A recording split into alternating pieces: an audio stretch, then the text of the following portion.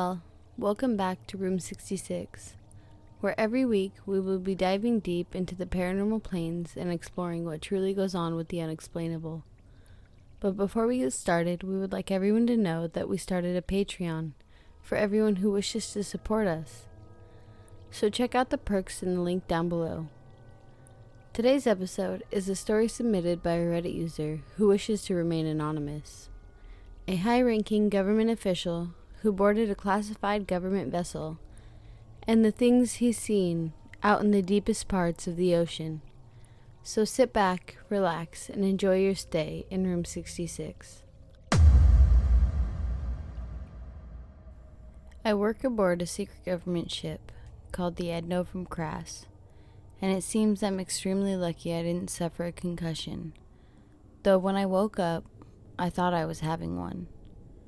The first thing that hit me, and probably what actually pulled me awake, was the repeatedly rising tones of the alarm system, playing in what I recognize as the general alarm pattern. 7 tones followed one long steady tone. That was followed by a calm, pre-recorded message of, "Alert, alert. An emergency has been reported on board. Please cease all operations and proceed to your nearest designated safe zone. Do not use elevators or the monorail. Repeat, do not use elevators or the monorail."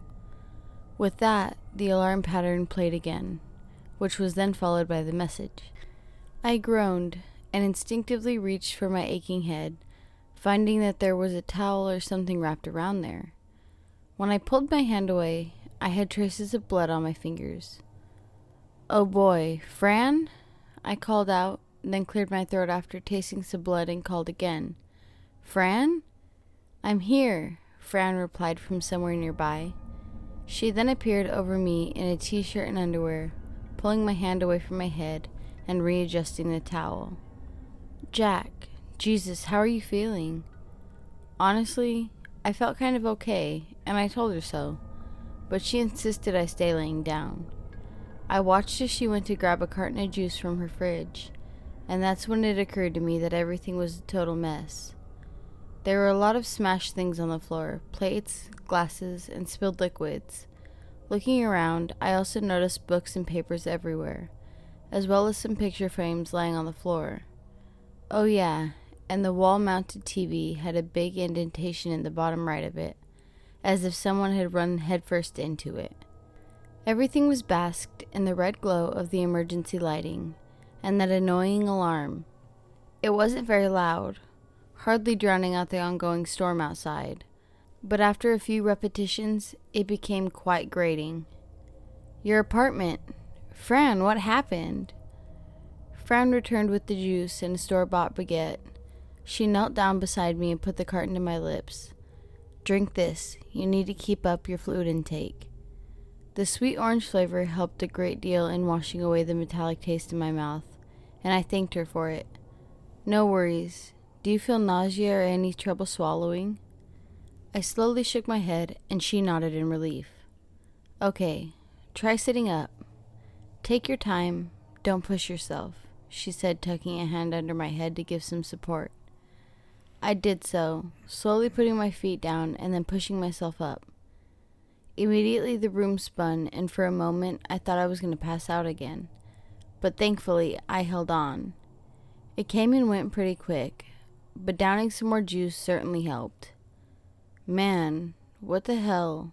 Are you okay? What happened?" Fran sat on the floor, crossing her legs and leaning back against the coffee table. "I have no idea. I was asleep, and this boom jolted me awake," she said and rubbed her eyes. Then the next thing I know, the whole place moved, and I literally flew up and out of bed.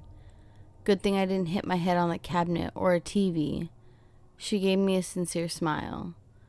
I looked at the cracked screen and apologized, making her laugh. "Don't worry about it." So when I got up, the whole place was swaying to and fro, and the alarm was on. So I thought we were sinking or something. "I came out and saw you unconscious on the floor there." She gestured behind her, under the TV. "And I was quite impressed at how far you traveled." I gave a snicker of laughter, which made my brain pulse in my head.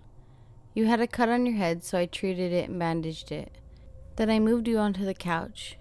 You've been out for about 3 hours. 3 hours? I blinked a few times to let that sink in. I've never fainted in my life before, never once. But at least now I know what unconsciousness, not to sleep, feels like. It feels like an absolute time skip. I drank some more of the juice and thanked Fran when she handed me the baguette. Hell of a vacation this is turning out to be, huh? She said with a laugh, brushing her frazzled hair backwards. I couldn't agree more. I asked her, "Are we sinking?" "I don't know. I don't think so," she says as she got up. "If we were, then this would have been the single most expensive intake the human race has ever came up with. The crash should be able to handle multiple sub-level breaches, but it was like something collided with us from above." "From above?" I queried. Fran walked over to the dining table and retrieved her phone. She wobbled a little as if she was balancing on a rope. Then I felt it too. My spinning head made it difficult to discern before, but I felt it now. We were moving. The crest was swaying. The stabilizers were offline. Fran came back and plopped down on the floor. "Yeah, we're like a plate, right? Something must have pressed down hard on the other side and made us swing up." The heights, like I said before, was like a ring around the edge of the ship. We genuinely consider it like a layout of a clock. At 12, it's technically the bow of the crass, and at 6 is the stern. From 11 to 1, you have the recreational sector, we call the mall, and 4 to 8 was the den, where our research offices and others were. The rest of the areas were mainly apartments for everyone. Fran's apartment, like mine, was in the port quarters at about 10 o'clock position. So if something made our section heave up, then the starboard side must have gone down. Christ, so we might still be sinking. The stabilizers are off, I said with some urgency. Fran was busy checking her phone. "Yeah, I noticed that. If we were sinking, the alarm announcements would be different. I'm pretty sure we're still perfectly afloat, but there's definitely some serious damage." She showed her phone screen to me. On it was a digital diagram of the crash from above. The heights and all its sectors. The beach, the main deck, the control tower were all marked out with crisscrossing lines and markings. What was most apparent was the large chunks on the starboard side, near the stern, between 4 and 6 o'clock, were blinking red. "Damn, that's the den," I said. "That's the marine tech sector." "Yeah, and look at this." Fran tapped around on her phone and showed me again, landscape-wise. This time, a live feed from an external camera filled the phone screen, one that was oriented towards the beach and the main deck. I stared at the live video in shock and awe. Through the haze of the storm, and thanks to the beam of lights casting down from the control tower, I could make out the incredible damage on the right side of the screen. The heights there had been demolished down to maybe a level 3 or something. Fires were raging there amidst the hail of the storm, and I could make out periodic sprays of the ocean as the storm waves on the other side threatened to crash through the breach of the heights. It looked as if the whole place had just been blown away. Jesus Christ. And that was about all I could say. Fran lowered her phone and looked at me, her eyebrows raised and her lips thinly pursed. "Yeah, when I saw it, I thought we got bombed or something. I mean, what the hell could do this?" They said the Maritime Technology Division was working on some top secret stuff, right? New energy conducting methods and propulsion systems or something along those lines? What if they caused this? Fran shrugged and hugged her knees up to her chest. God knows, but I'm seriously regretting ever agreeing to this placement. We decided that the best course of action would be to follow the directions that the alarm was telling us. Fran explained how she tried calling the emergency services earlier multiple times, but couldn't get through. She had also tried dialing the bridge. That didn't work either. So while she waited for me to regain consciousness, she had tried to do some research. Unfortunately, our laptops and Fran's tablet had been smashed in the initial heave, and my head saw fit to hit the TV, so all we had were our phones. She had found that Jen, the lab tech who died in front of us yesterday, had had her profile deleted from our department's roster too, with no explanation.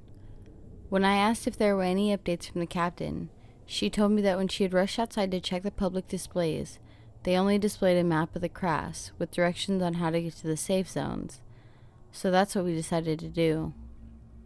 Fran got dressed and I pulled my jeans and my shirt on. We decided on only carrying one bag to save energy. Luckily, Fran had a waterproof dive bag, so we stuffed a couple water bottles in, her med pack, an LED flashlight, and a couple of rolled up inflatable life vests that were available in all apartments. Fran insisted on carrying the bag because she feared for my current state of health. I have to say, I'm really starting to love this woman. I was thanking her again for staying with me when her phone buzzed.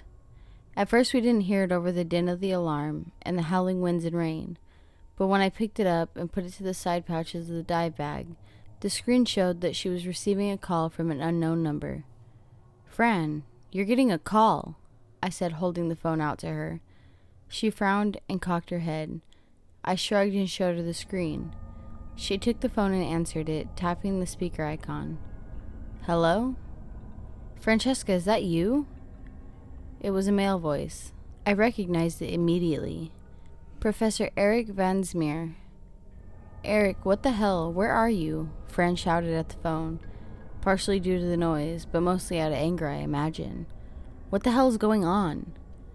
There was a lot of static over the line, and we could barely hear what he was saying.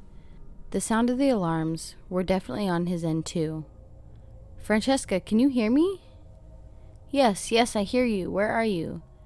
"Francesca, get to deck, find to make sure you him, then you're with you."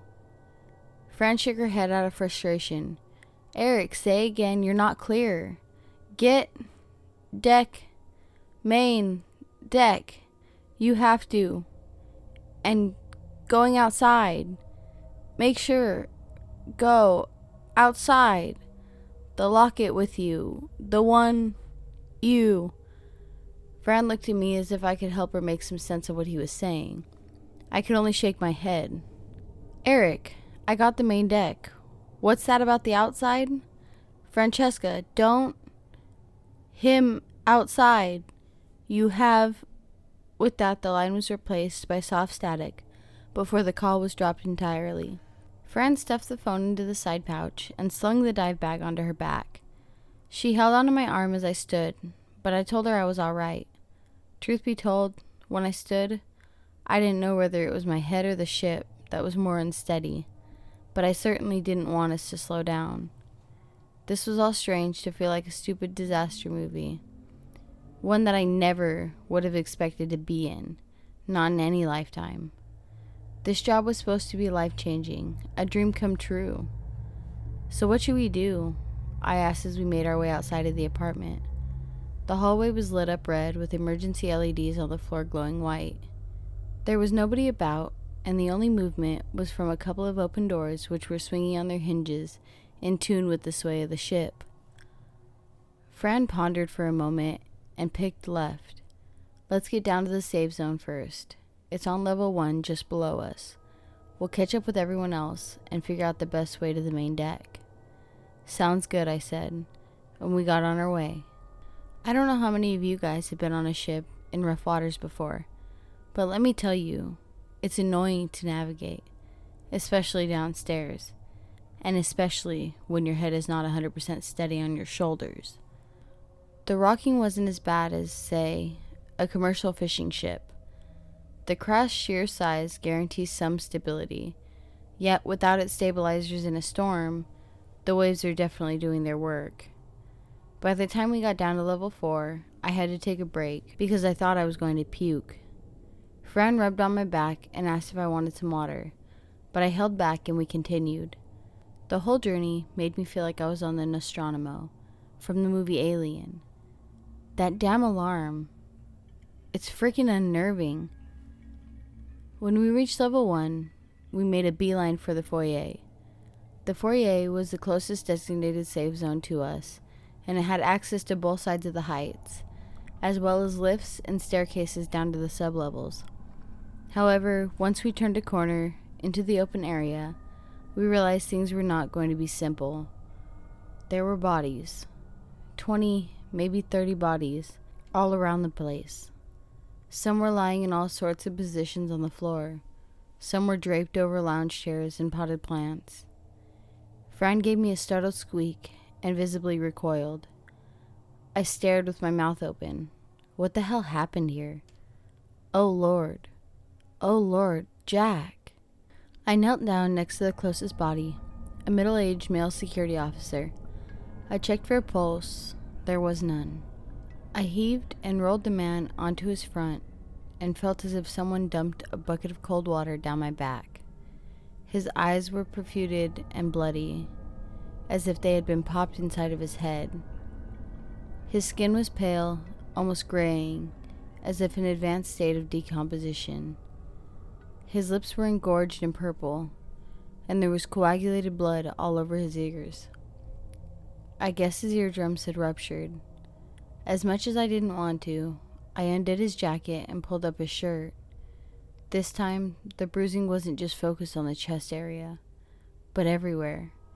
It looked to me as if he had suffered intense internal hemorrhaging to the point that his skin was bulging in certain areas.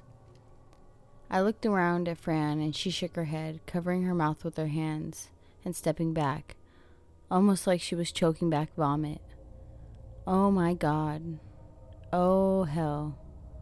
I looked over at some of the other bodies and noticed that they too seemed to have blood on their heads. And yes, some of the face-up ones looked just like this officer. Jack, let's go. Please, I don't want to be here.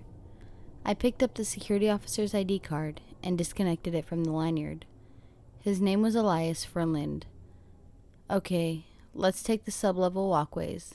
This should give us access, I said, standing in front of Fran to block the sight before her. I held up the ID card between us. We can take that all the way to the main deck and find Eric. We'll sort this shit out, I promise. In truth, I had no idea.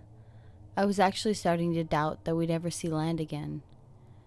Fran leaned into me, resting her face on my shoulders for a few seconds, before taking a few deep, controlled breaths.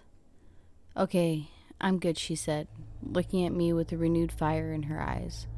Let's go. Then we turned to face the morbid room once more, and there stood Tom. Tom, who had acted strange after Kyle's death. Tom, who had disappeared like the others. Fran was the first to speak. Tom was standing on the other side of the foyer. He seemed to be twitching here and there. He took a slow step towards us and seemed to reach out a hand. Francesca. The sound seethed from his purple lips, like steam escaping a leak in a pipe. Give to me. I can still win this. Tom hardly looked like Tom. His eyes were so red and bulging, it looked as if they were on the cusp of popping out of their sockets. His grayish skin bubbled on his face, like an egg being fried. I could make out blood trickling out of his ears in a steady flow. He looked like Jen just before she died, except much, much worse. I instinctively held out an arm to block Fran. Jack, fuck off. You don't know anything. I shuffled back a little. I wanted to put distance between us and Tom. Fran seemed absolutely mortified by the horrific sight of him. Tom, we're going to get you help. You need... I said, but he cut me off. Shut up. Tom opened his mouth and let out a gurgle before taking another step towards us, his arm held in front, his hand grasping. No, Francesca, you bitch. You don't deserve the power. I do. I will be a... As he took another step closer, he started convulsing. His outstretched arm tensed hard and seemed to almost bend the wrong way. The skin on his neck cracked, and he suddenly seemed to bulge inside of his clothes. Before we could react, Tom let out a scream before literally exploding right in front of us with a splat. I felt solid, wet pieces hit my face, and looked down as blood rained onto my white sneakers. My mind went blank, and all I could hear was Fran's horrific screams.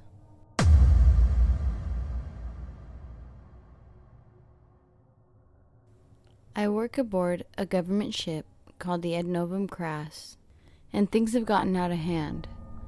The alarms are going off, the unnatural typhoon outside refuses to dissipate, and here I am, standing like a dead man, covered in the blood and bits of another human being, whilst Fran's terrified wailing threatened to drown out all other senses.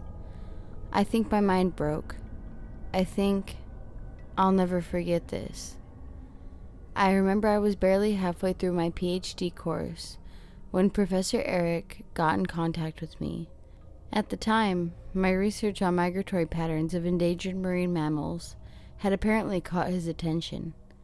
He thought I had a good sense for whale behavior and made an extremely attractive offer. I was a little suspicious at first. No amount of research could enlighten me to Eric's academic background or current research topics. All I managed to find out was that he was government affiliated, with some experience in the field of biochemical energies. However, the offer was one I found very difficult to refuse. Eric had offered to fully fund my PhD. He had joked that his pockets were deeper than the Marina Trench, courtesy of the U.S. government. And since ocean work and equipment weren't cheap, you can see how this was godsend, and he only wanted one thing in return: that I join his team after the completion of my program. He mentioned how it'll be government work, and that it would be top secret. I'd effectively have to put my personal family life on pause if I accepted, but he did emphasize that our work would be indispensable for the world at large, and that we would be making history. Plus, the living conditions would be excellent. With COVID having worried me about my post-grad career options, I thought this was easy choice to make. I accepted. Who wouldn't, right? And now I'm here. Why has it come to this? I stared down at my previously white sneakers, now splattered with blood. I blinked a few times and swallowed, my tense eyes flicking to a chunk next to my feet that looked like a piece of fleshy bone. I tried to move my arms, but I was frozen in place. I couldn't take my eyes off that chunk beside my feet. I think I was trembling all over, which was bizarre. I knew it wasn't cold, nor felt cold, but I couldn't stop shaking. My heart beat so hard in my chest I could almost hear it, yet my mind was absolutely blank. What pulled me out of my fugue state was my grip on the security officer's ID card loosening so much it slipped from my hand and clattered onto the ground. The sound seemed to jerk something in me, and I felt a painful twitch in my head, like when you move your head too much during a headache. I turned around to see Fran retching. It seemed she had already puked, but was now just dry heaving. Fran, we should move. I felt kind of stupid saying that after what we just witnessed, but I had to say something. Fran gave a little nod and straightened up a bit, her arms wrapped around herself. There was a little bit of red on her extremely pale face, and she reached up to wipe it away, choking back a retch when she looked at the stains on her palm. She then looked at me quickly, turned away again, doubling over and heaving once more. I reached up slowly and wiped away at my own face, careful not to rub anything into my eyes or my mouth. My hand shook so ridiculously that for a moment I was slapping myself on the cheek. Unfortunately, I had taken the brunt of Tom when he exploded, so whatever wasn't on the floor and the ceilings was probably all over me. I felt as if I was wiping off bits of raw chicken mixed with jam.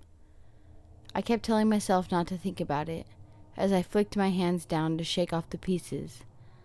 I then pinched something in my hair and tugged it away, already having a guess of what it could be. Yep, a finger. I need to get some water, I said. To no one in particular, really. My head was still in a daze. It was then that a door opened somewhere to our right, one of the double doors that led to a staircase to the sublevels. A man and a woman came into the foyer from there, and they did a double take around the room. They then saw us and flinched. All I could do was say, "Hi." The two newcomers turned out to be the engineering staff. They had heard the commotion from above while on their own ways to the rendezvous with some others, and had decided to investigate. Unfortunately for them, what they managed to find was a traumatized Latino, a gore-covered Asian, and more dead bodies and blood than any sane human being would ever have need to see in their lifetimes. After they helped us clean up a little in the bathrooms, which thankfully still had running water, they explained that people were dropping all over the ship, and that the chief engineering officer had designed a meeting place down on sublevel B5 by one of the tunnels that would lead straight to the main deck. Fran was still phased out, so I more or less pushed her along as we followed the two engineers down the middle staircase. One positive about entering the sublevels was how, as soon as we began to climb down, the sound of the storm outside became more and more muted, replaced by the hollow groaning of metal. It was a relief of sorts. The alarm was still ever present, though. "It's not far now. You'll be all right," said the female engineer, turning back as we passed B3. I gave her a forced smile. Fran didn't react. We descended a few more flights of metallic staircase until we came to a big sign on the wall that said Mid-Deck B5. We were then led down to a collection of corridors and through some bulkhead doors. I gathered that we were traveling through the sublevels in an anti-clockwise fashion. The corridors were much more spacious than that of the standard oceanic vessels, but with the swaying of the crass and the numerous turns and offshoots, I did find it difficult to keep up. When we came through a wide bulkhead section and entered a large open area with higher ceilings, what I assumed was a cargo bay of some sort, judging from the presence of the forklifts and the crates, we were greeted by another tall man who wore an officer's uniform. "Dr. Blanco, Dr. Chang, pleasure." He held out a hand to Fran, who only nodded, and then to me, which I shook. "I'm CEO Harvey Moeller. Very glad you two are safe. Please." He gestured for us to follow. Moeller led us to the others, who had congregated down in this cargo bay. A group of mostly engineering crew members, with a couple of others, the two that found Fran and I included. Everyone looked either extremely tired or extremely scared. "Franz," Mullard called out, "shut that alarm off already." I noticed a man who had climbed up a ladder and was fiddling with what appeared to be an electrical box, sticking out an arm with a thumbs up. A second later, much to my sudden relief, that repetitive alarm ceased within the cargo bay, and I felt some pressure disappear from my skull, welcoming the sudden silence. Fran gave an audible sigh and dropped to the floor, putting her face in her hands. "Are you hungry?" Mueller asked, looking at Fran and I. "We have supplies. Feel free. Drinking water is also available from the fountain over there." He pointed across the bay. I thanked the man. "Much appreciated. I'm glad you guys are safe here." He removed his cap to run his hand over his blonde hair a couple of times, then put it back. "Well, safe enough. No one has died here yet, so..." He put his hand on his hips and sighed. He looked pretty worn out. "I don't know. You researchers have an idea about what this is?" I shook my head and looked down at Fran. She shook her head and spoke up with a meek voice. "It's not an outbreak. It can't be." "Well, good, I think," the man said and shook his head. "This goddamn ship." I knew how he felt. "We need to get back to the main deck," I ventured. "Do you know the way?" Mueller nodded and gave me a sarcastic smile, pointing across his chest to the wall that most of the congregation was sitting by. "Yeah, that's the bulkhead doors to the main deck." I looked over the wall and realized it wasn't actually a wall. It was a set of metal sliding doors that were big enough to let vehicles through. No good, though. They're sealed. Manual controls locked down. I suppose, from the bridge, Mueller said, giving a shrug. "I've tried contacting the bridge, but no good. Calls are either blocked or rejected." It's fucked. I nodded in understanding. Fran slowly got to her feet. She still looked pale, and I checked on her, but she managed to smile and a nod. What about the security line? I see the phone there. She pointed to a red and white striped box next to the big doors. Mueller shook his head. No good. No answer. First thing I tried. He huffed out a laugh. I don't know what shit games they're playing up at the bridge, but they better get their shit together soon, yeah? I thought I might as well ask. Do you know what's happening here? We saw the damage done to the heights. Are we gonna sink? Mueller looked at the other seated and twitched his head to the side, gesturing to go somewhere more private. We followed him a few meters away, around a forklift. The man pulled out a pack of cigarettes and offered one to me and Fran, which we declined. He lit up, took a drag, and blew the smoke high into the air. Look, I don't want to panic, but I also don't want to die. You are a second officer, yeah? He aimed the question at Fran. How much do you know about this ship? Fran gave a shrug and explained what she knew. That the Crass was a mostly science vessel, a joint initiative from the US and the EU, that it was nuclear-powered and fully capable of self-sustenance, and that they would be conducting some top-secret research projects. The Marine Science Division, anyway. Mueller nodded and sucked on his cigarette. Yeah, pretty much. Except, I know some things more. He took one long last puff on his smoke before throwing it down and grinding his heel on it. The Crass is not just a research ship, yeah? It's a, how do you say, containment ship. I crossed my arms and leaned in. Containment? Like for something dangerous? Yeah. It's for AE-14. They call it a... He pondered for a second, tapping his forehead. Neoplasma. They call it Neoplasma. I looked at Fran and Fran stared back at me. We both had no idea what he was talking about. Mueller continued. You would not know, I guess.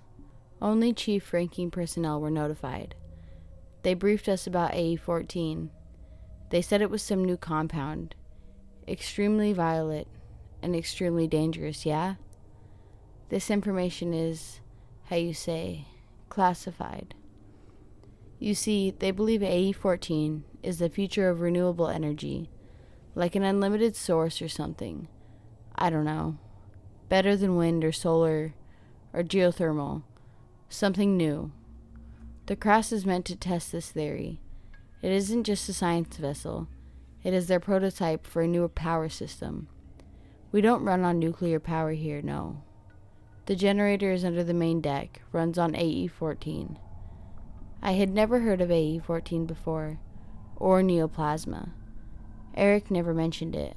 None of the orientation materials had referenced it. I had no idea, and neither did Fran. What is AE-14, she asked. I don't know. Some kind of chemical compound, maybe? Or some new battery? I don't know. It has big energy potential. Extremely power dense. This thing is... this ship. It's not just a ship, but also a containment system. The storm shields? They're not just to protect from storms, but are designed to contain AE-14. I imagine it's quite dangerous, and they don't want to risk a leak. In case of emergencies, the storm shield closes off all access to the outside. No breach, no problem. So AE-14 is what's killing people, I asked? They built a research ship out at sea, where it's remote, perfect testing site, I guess. Low risk of it affecting mainland. I guess so. Like a quarantine system. And could this storm have something to do with it? Mueller scratched at his cheek. Yeah, perhaps. Maybe it attracts bad weather. Bad weather seemed an understatement, but it fit in my head. It seemed that all this bullshit started happening when the storm arrived. Or rather, the storm arrived because of AE-14. Maybe this generator, using a high-energy compound like AE-14, inadvertently created a high-intense storm. Fran nodded, but then asked, does this AE-14 make people explode? Mueller looked empathetic and nodded. He had heard what happened before over the comms. I don't know. Sorry. All I know is that AE-14 is dangerous for living things. It contains too much energy. So maybe it can cause bodily ruptures or something. After this revelation, we returned to the group and grabbed some food. It was noon on Saturday, but it felt like an eternity had passed on the ship. We discussed among the two of us what this AE-14 Neoplasma could do, made notes, and brainstormed, ultimately coming to the conclusion that we had no idea. But chances are, Eric did, and that once we got to him, we could get some concrete answers. The rest of the day was spent chatting with the others and assigning the engineers with trying to get big bulk doors to the main deck open. They considered hot wiring the manual controls, which didn't work. One person suggested directly depressurizing the hydraulics, but we couldn't gain access to them with the tools available. Mueller was also out of ideas. Unless the lockdown system could be overridden from where we were, we would be confined to the heights and the decks below, with no access to the main deck. Unless, Fran spoke up and had a look of defiance on her face, we take the skywalk. Mueller laughed. That would be suicide in the storm. Besides, how would we get to them? Not with the harnesses you have. She pointed to some of the engineers who had overalls and tough-looking work harnesses on. We use those harnesses, progressively lock ourselves to the handlebars or whatever. It'll take time, but it can get us to the main deck. And as for getting there, she looked at me and I knew exactly what she was thinking. I didn't like it though. We can get out through the damaged section of the heights. I had to admit, the idea did not seem attractive to me. Fran looked determined. She looked like the Fran I knew as my boss again. Lively eyes and confident posture. She was determined to find Eric. I, on the other hand, had started feeling rather achy all over. Perhaps it was from the recent head injury, or maybe I was getting a migraine. Whatever it was, I just didn't quite feel up to facing down a Category 5 typhoon. But I agreed. At this point in time, it probably was the best option. Plus, the engineers had plenty of harnesses lying around. So we spent the rest of the evening trying them out and learning how to use them. We decided that we'll wait until the next day to venture out. Who knows, maybe the storm would dissipate overnight. As we lay down to grab some sleep for the night, I wondered about this so-called Neoplasma. It sounded as if we were expendable, but then again, isn't it just typical for a government to spend so much on a project and not give a shit about the real safety of people involved? And yet something didn't sit right. The suddenness of death, the strange spiraling bruising. Tom had said something about power. Sounded as if he had wanted power from Fran. You think we're gonna be okay? Fran's whisper was so quiet, I barely caught it and missed the groans and yawns of the metal hall around us. I rolled over to face her. She was lying facing me, but had her eyes closed. We were close enough that I realized she was crying. Small tears gathered at the corner of her eyes and dripped slowly down her skin. Yeah, we're gonna be fine. We'll find Eric, I said softly, and we'll figure this out tomorrow. She gave a little nod and a smile. I wished I could say more.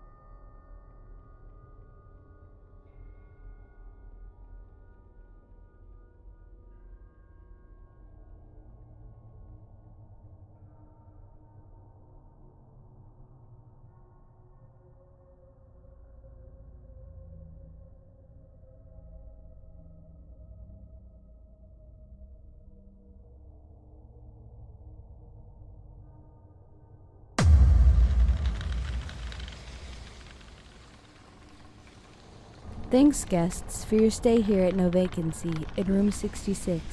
Remember to leave your thoughts in the comments, hit the like button, and subscribe.